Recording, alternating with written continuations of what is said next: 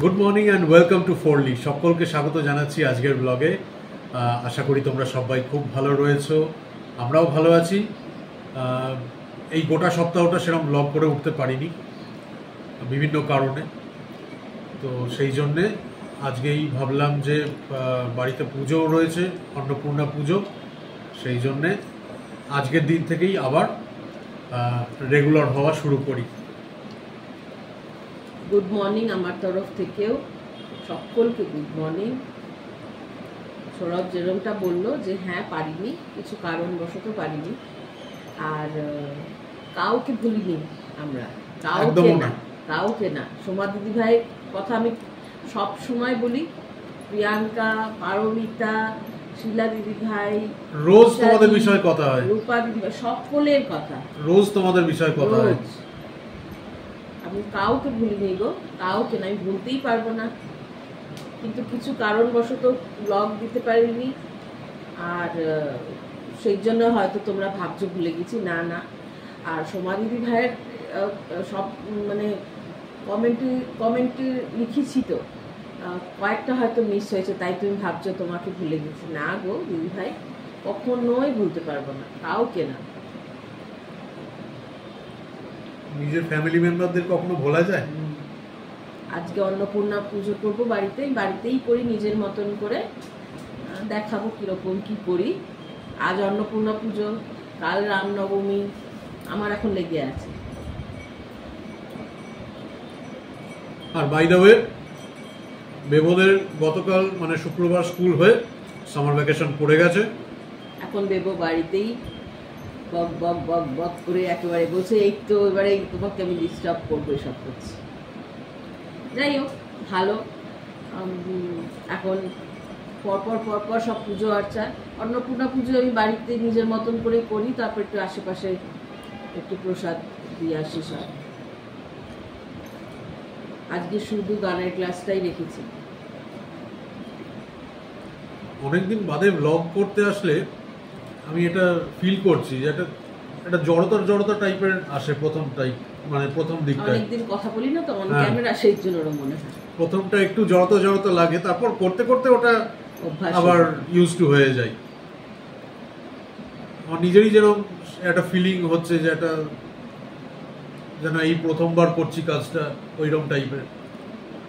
সবাই হবে, ঠাকুরের ভোগ করব, সেগুলো একটু একটু করে দেখানো হবে, আর ঠাকুর সাজানোটা পুরোটাই দেখানো হবে। ঠাকুর সাজানোর দায়িত্ব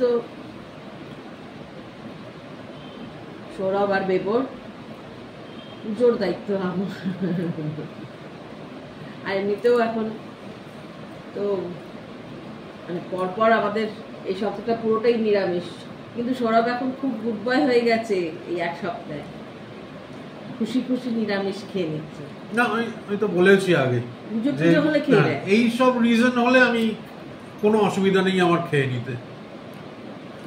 কারণ অশোক ষষ্ঠী গেল, তারপরে বৃহস্পতিবার এমনি নিরামিষ, শুক্রবার এমনি নিরামিষ, আজকে অন্নপূর্ণা পুজো, আগামীকাল রামনবমী, সোমবার এমনিও খাই না, মঙ্গলবারও তাই, আবার খাবো সেই বুধবার। মানে হ্যাঁ, এক সপ্তাহ কোনো অসুবিধা কিন্তু হচ্ছে না, কারণ এমনিতেও এখানে এমন কিছু আমরা পাই না। আমাদের খাওয়ার মধ্যে হচ্ছে ওই চিকেন। সবসময় চিকেন খেতেও ভালো লাগে না। আজকে সকালবেলা এখন বেবুকে নিয়ে বাজার গেছিলাম, একটু বাজার করে নিয়ে এলাম। হ্যাঁ, সবজি বাজার কিছুই সেরকম। হ্যাঁ, বাজার গিয়েছি, ও তো অনলাইনেই যা কেনার কিনে রান্না বান্না করতো। বাজার গেলাম, আর না হলো প্রায় 1 মাসের পর গেলাম বাজার। এরপরে তো পয়লা বৈশাখ আসছে, পয়লা বৈশাখের আগে মানে চৈত্র মাসটা, সেই সংক্রান্তির আগে সমস্ত ফাস্টিং আবার ভালো করে সব করে নেব। আমি নিজে করতেই ভালোবাসি গো, তার কারণটা হচ্ছে যে যে জিনিসটা যেখানকার সেখানেই থাকবে, একটু পিটপিটি। সৌরভও কিন্তু তাই, শুধু আমি না, তাই কিনা নিজেরা নিজেদের মনের মতন করে নেবো। মানে একটা একটা স্যাটিসফ্যাকশন আসবে যে ঠিক আছে, তাই না?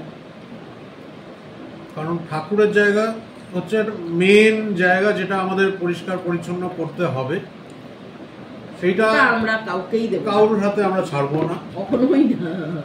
আমাদের মতন করে কেউ করবে না, পারবেই না করতে, না আমরা দিও না, আমরা দেবও না, আমরা স্যাটিসফাইডও হব না অন্য কেউ এই কাজটা করে দিলে।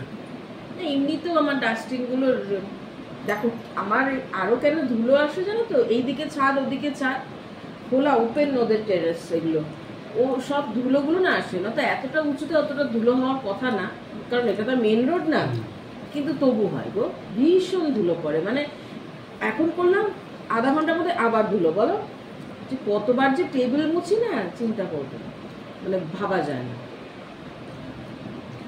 যাই হোক, এখন এটা এইটুকুই রাখি, কারণ আজকে এটা একটুখানি বড়ই হবে, কারণ সারা দিনের অ্যাক্টিভিটি রয়েছে। আর একটা জিনিস, আমি সীমাকে, মানে আমার যে বেস্ট ফ্রেন্ড আছে না, আমি ওকে হোয়াটসঅ্যাপেও বলেছি, আমি অন ক্যামেরাও বলছি, ভীষণ রেগে আছি ওর ওপরে, কারণ ওর নি সার্জারি হয়েছে আর ও আমাকে একবারের জন্যও জানায়নি, হয়ে যাওয়ার পরে ব্যথা কমে গেছে তারপরে জানাচ্ছে, সেজন্য আমি ভীষণ রেগে গেছি। মাম্মা এই যে এখানে পুজো ভোগ রান্না করছে, এখানে চলছে হচ্ছে 5 রকম ভাজা, প্লাস এখানে ফুলকপির কিছুটা সবজি হবে আমার মনে হয়, আমার জানা নেই কি, কিন্তু কিছুটা হবে। আর এখানে অ্যাজ ইউজুয়াল আমাদের পুজোর কম্পালসারি ভোগ, যেটা হচ্ছে মাটার পনির, এটা হচ্ছে, আর হবে হচ্ছে পোলাও, তাই তো আম্মা? পোলাও হবে, লুচিও হবে অল্প করে, আচ্ছা, মানে পায়েসও হচ্ছে। হ্যাঁ এখানে পায়েসও হচ্ছে, এই যা। আর ওদিকে আমি আর বাবা পুজোর কাজটা হ্যান্ডেল করছি, তো ওটাও দেখাচ্ছি।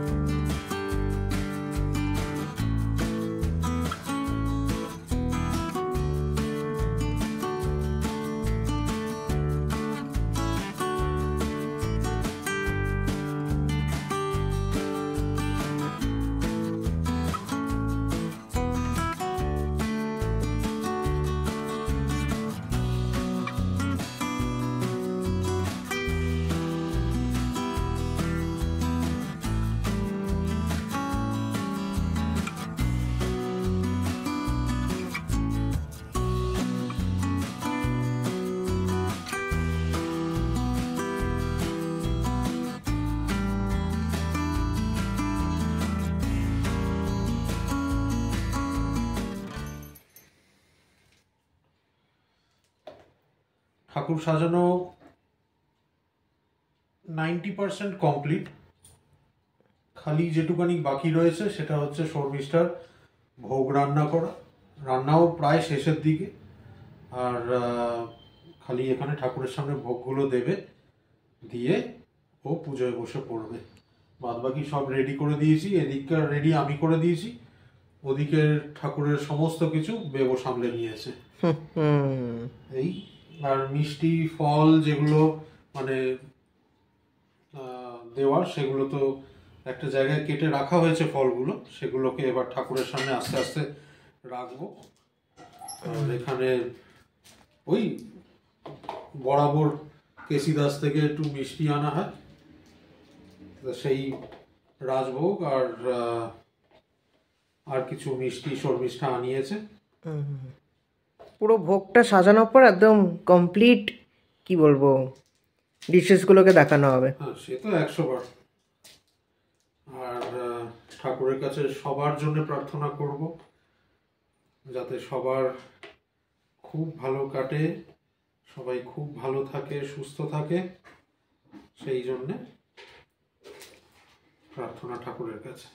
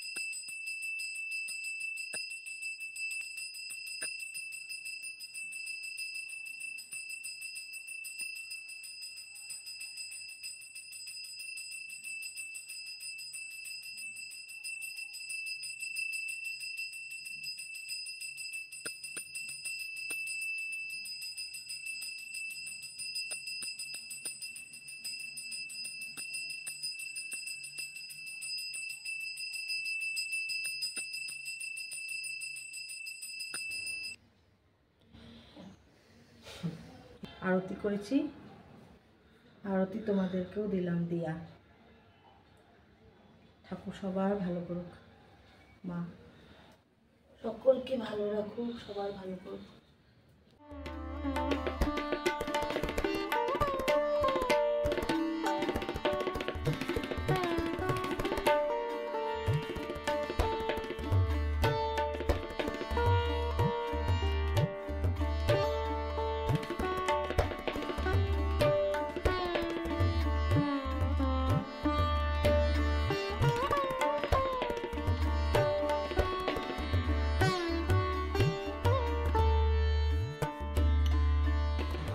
আমাদের অ্যাপার্টমেন্টে সবাইকে প্রসাদ দেওয়া হয়ে গেছে, আর সবাইকে দেওয়ার পর এবার আমরা খেতে বসেছি। আর প্রত্যেক পুজোতেই আমরা ঠাকুরের পুজোর সামনেই মাটিতে বসেই খাই। তোমরা এতদিনে জেনেও গেছো, আগে যারা আমাদের ব্লগ দেখেছো পুজোর, আর সেই একই। ওখানেই বসো, ওখানেই বসো বেটা, ওখানেই বসো বাবা। মানে আমার মেয়েও চলে এসছে পেছনে। হ্যাঁ দাও। আমি তো কাল কলা খাই না। আর কি দেবো ভাজা বলো? একটা বেগুন ভাজা দিতে পারো। বেগুন দেবো? হ্যাঁ। তোমার আর কিছু দেবো ভাজা? না থাক। আগে পায়েসটা খেয়ে নাও, পায়েসটা দিয়ে তারপরে করবো প্রসাদ দেবো। হ্যাঁ,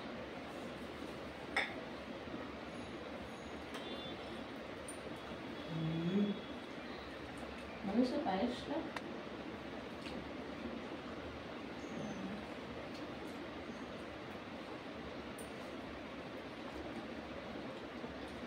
অপূর্ব।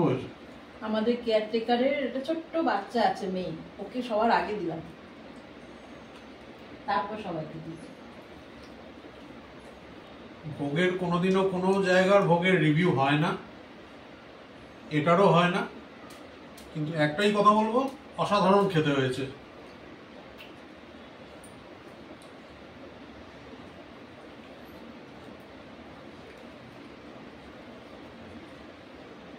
একটু হাতটা ধুয়ে আসি, কারণ হাত দেবো তো।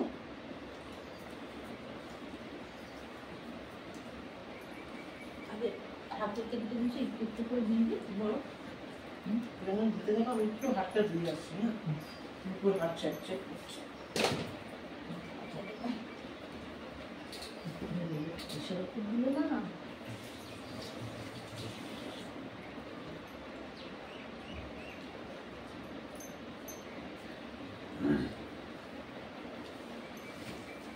আমাদের ভোগে কি কি দেওয়া হয়েছিল ঠাকুরকে সে তো তোমরা দেখেইছো, তাও আরেকবার বলে দিই। এইটা হচ্ছে ঘি ভাত, কাজু কিশমিশ দিয়ে ঘি ভাত, 5 রকমের ভাজা, তার মধ্যে পটল, কুমড়ো, আলু, রাঙা আলু, আর কি আছে, বেগুন, আর আরেকদিকে হয়েছে ফুলকপির রসা আর পনির, আর পায়েস। পায়েসটা তো কম্পালসারি। ও হ্যাঁ, লুচিও হয়েছে।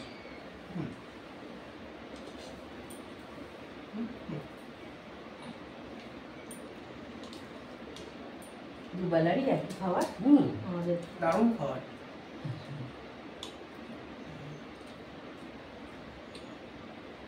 এই পনিরটা কম্পালসারি, আমাদের প্রত্যেক পুজোতেই হয়। কালকে আর করবো না। হ্যাঁ, জন্মাষ্টমীতে তো করবে আবার। হ্যাঁ, জন্মাষ্টমী তো অনেক দিন। এই সিজনে প্রথম পটল খাচ্ছি। পটলটা ভালো। হ্যাঁ, আজকে সকালবেলা বাজার গেছিলাম বললাম, তখনই নিয়ে এসেছি পটল।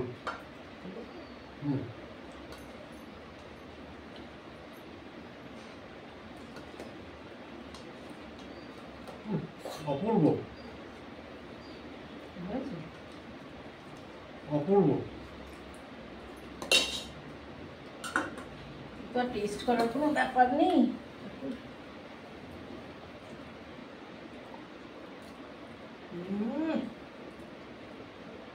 মারাত্মক খেতে হয়েছে ফুলকপিটা।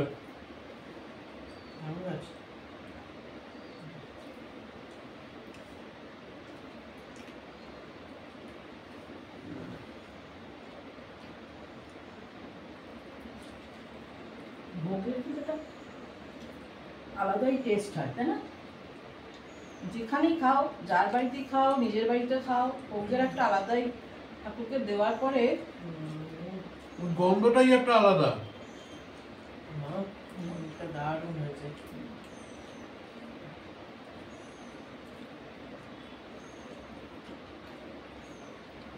ফুলকপিটাও ভালো হয়েছে গো। আমাদের ডিনার কমপ্লিট, আর ওই একই খাবার, ভোগের যা হয়েছিল রান্না সেই একই খাবার খেলাম রাত্রেও। শুধু লুচিটা না, লুচি কটা করেছিলাম, অল্প কটা, সকালের মতো। তো এই, আর ঠাকুরের আশীর্বাদে খুব ভালোভাবেই হয়েছে পুজো আমাদের। আর আশা করব তোমাদেরও যারা যারা পুজোর সঙ্গে যুক্ত, যদি কেউ তোমরা কোথাও গিয়ে পুজো দিয়ে থাকো, তোমাদেরও পুজো খুব ভালোভাবে হয়েছে। এই কামনা করে ব্লগটাকে আজকে এখানেই এন্ড করছি। কালকে আবার রামনবমী, তারও একটা আলাদা প্রস্তুতি থাকবে আমাদের, সেটাও পুজো হবে। সবই আমাদের নিজের মতন করেই হয়, ঘরোয়া পদ্ধতিতে একদম। আর এই শুয়ে পড়ি এখন গিয়ে, কাল আবার দেখা হচ্ছে। সবাই খুব ভালো থেকো, সুস্থ থেকো। Good night. Good night.